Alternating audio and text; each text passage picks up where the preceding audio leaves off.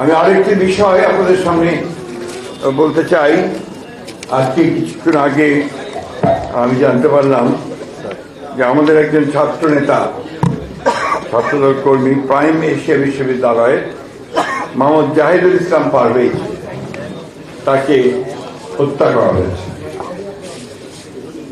কারা হত্যা করেছে আমরা জানি না, তবে এই কথা নিঃসন্দেহে বলা যায় যারা এই সময়ে একজন ত্যাগী ছাত্র নেতাকে হত্যা করতে পারে তারা নিঃসন্দেহেই বাংলাদেশের এই পরিবর্তনের আন্দোলনের সঙ্গে তারা কোনো মতেই সংযুক্ত ছিল না। যারা আজকে বাংলাদেশে একটা বিভাজন সৃষ্টি করতে চায় তারা কখনোই বাংলাদেশের পক্ষের মানুষ নয়, তারা গণতন্ত্রের পক্ষের মানুষ নয়, তারা শ্রমজীবী মানুষের পক্ষের মানুষ নয়। আমার খুব ইচ্ছা হয়েছিল যে আমি খান ভাইকে একবার প্রশ্ন করি, খান ভাই এত সংস্কারের কথা বলা হচ্ছে কিন্তু শ্রমজীবী মানুষদের, শ্রমিকদের সংস্কারের কথা তো কোথাও শুনতে পাচ্ছি না। আমাদের 31 দফার মধ্যে আছে কিন্তু এর মধ্যে কি আছে আমি জানি না। বলেছে কৃষকের ন্যায্য মূল্য পায় না, তার আপনার পণ্যে পানি পায় না, ঠিক যখন প্রয়োজন হয় পানি পাওয়া যায় না, এবং তার সমস্যার সমাধান হয় না। তার সন্তানেরা ভালো স্কুলে যেতে পারে না, এমনকি স্কুলে গেল বই পায় না, তাই না? সেই কথাগুলো কিন্তু আলোচনা হয় না।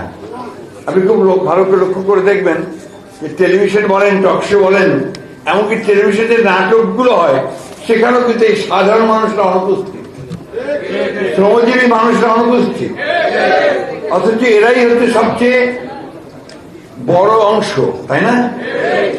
আমি আজকে আমাকে একজন একটা টেলিভিশন চ্যানেল ইন্টারভিউ করছিল। আপনার বিভিন্নভাবে কথা বলতে গিয়ে তারা তো আপনার একটা বিশেষ কিছু মানুষকে শুধুমাত্র মনে করে যে তাদেরই অবদান আছে। আমি যে আপনারা তো একবারও জিজ্ঞেস করেন না যে 7 তারিখে বিএনপি অফিসের সামনে পুলিশের গুলিতে যে মকবুল শহীদ হয়েছিল সে কে ছিল? সে ছিল একটা আপনার ফ্যাক্টরি শ্রমিক।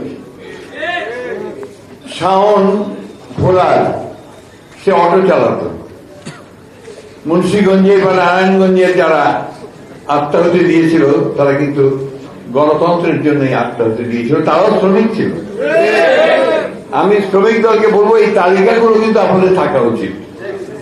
আপনার থাকা উচিত যে এই আন্দোলনে, আমি শুধু এই জুলাই আগস্টের আন্দোলনের কথা বলছি না, আমি 15 বছরের আন্দোলনে আপনাদের শ্রমিক কতজন শহীদ হয়েছে তার একটা তালিকা আপনাদের থাকে।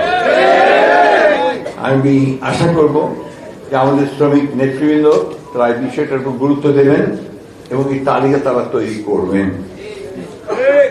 বন্ধুগণ, বক্তব্য বাড়াতে চাই না, শুধু একটা কথা মনে রাখতে হবে, আমাদেরকে কিন্তু সজাগ থাকতে হবে। আমাদেরকে মনে রাখতে হবে যে আমাদের সংগ্রাম এখনো শেষ হয়নি। যে কথা আমাদের খান ভাই বলেছেন, আমরা কিন্তু এখনো সেই গণতান্ত্রিক উত্তরণ আমাদের হয়নি। আমরা নির্বাচনের মধ্য দিয়ে একটা নির্বাচিত সরকার ও পার্লামেন্ট এখনো পাইনি। পেয়েছি কি? সেই জন্য আমাদেরকে অত্যন্ত সাবধানতার সঙ্গে, দৃঢ়তার সঙ্গে, সচেতনতার সঙ্গে আমাদেরকে কিন্তু কাজ করতে হবে। দলকে আরো সুদৃঢ় করতে হবে, সংগঠনকে আরো শক্তিশালী করতে হবে।